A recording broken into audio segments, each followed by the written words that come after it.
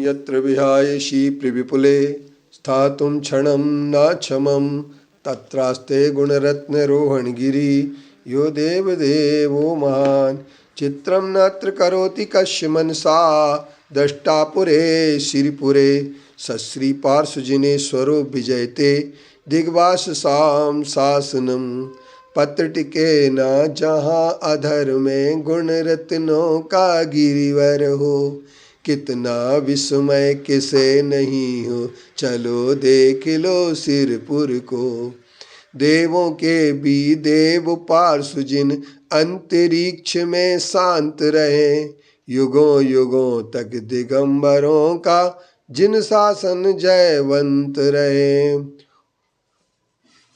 अहिंसामय विश्व धर्म की जय। धर्म अहिंसामय होता है। वस्तु के स्वभाव को धर्म कहने की बात जहाँ कही जाती है वहीं आचार्य समंतभद्र देव ने यह कहा है रैनत्रयं च धम्मो, रत्नत्रय को धर्म माना है। उन्हीं आचार्य कार्तिकेय जी ने जिन्होंने कहा है वस्तु सहावो धम्मो। तो उनका कहना है कि सम्यक दर्शन, सम्यक ज्ञान, सम्यक चारित्र, तीनों की एकता का नाम धर्म है। और धर्म कब होता है? त्याग से धर्म होता है, संचय से नहीं। लोग त्याग की अपेक्षा संचय की बात करना चाहते हैं। वीतरागता को नमन करने की अपेक्षा सरागता के आभूषणों भूषणों से लाद करके भगवान को रागी बना करके उनकी उपासना करने की बात जो करते हैं वे धर्म के सच्चे स्वरूप को भूल जाते हैं।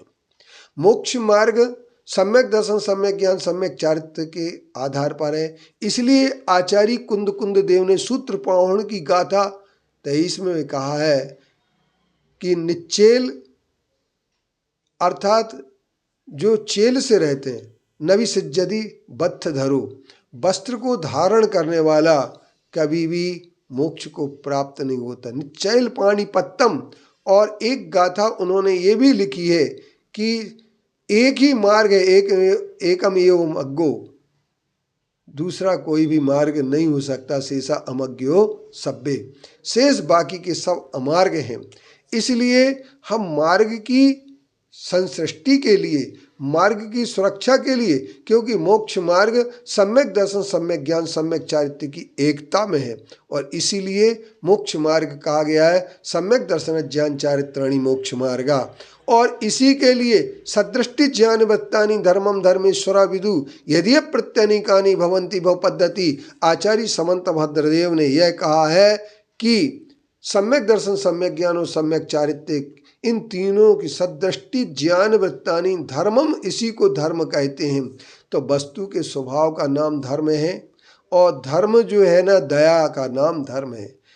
धम्मो दया विशुद्धो, विशुद्ध दया का नाम ही धर्म है। जहाँ करुणा होती है, दया होती है, वहीं धर्म होते हैं। इसलिए धर्मस्य मूलम दया भी किन्हीं आचार्यों ने कहा है। और जो धर्म के इस करुणा के स्वरूप को भूल जाते हैं, करुणा को मोह मान लेते हैं, करुणा का भाव मोह नहीं है, अपितु करुणा का अभाव का नाम मोह है। और ऐसे जो व्यक्ति करुणा के भाव को मोह कहने में अपना सारा का सारा श्रम लगा देते हैं, अपनी सारी की सारी बुद्धि लगा देते हैं, उन लोगों पर हमें तरस आता है कि वे आचार्यों की बात को ना समझ करके, ना मान करके वे किसकी बात को मानते हैं ये समझ में नहीं आता है। आचार्यों के अर्थ के अनर्थ निकालने में जिनकी बुद्धि चलती है, ऐसे बुद्धि चलाने वाले लोगों के लिए एक बात समझ लेना चाहिए कि हमारा धर्म वही है जो आत्मा का स्वभाव का नाम धर्म नहीं,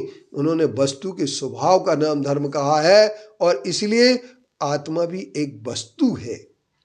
वस्तु का मतलब पदार्थ, द्रव्य है, क्योंकि उसमें उत्पाद व द्रव्य पाया जाता है और उसमें तत् असत, सत असत सब दोनों प्रकार के धर्म है। जहाँ भावात्मक शक्ति है वहाँ पर अभावात्मक शक्ति भी द्रव्य में पाई जाती है। यही अनेकांत जब समझ में आ जाता है तो अनेकांत के समझ में आने के बाद हमारे धर्म की सच्ची शुरुआत होती है। क्योंकि अनेकांत संपूर्ण विपरीतताओं को, संपूर्ण विसंगतियों को समाप्त करता है। और वीतरागता में जिसकी दृष्टि होती है, वीतरागता जिसमें प्रथमता होती है और अहिंसा जिसकी चर्या में होती है वही सच्चा धर्म पाल सकता है, अन्यथा उन्हें सच्चे धर्म की किसी भी प्रकार से उपलब्धि नहीं हो सकती है।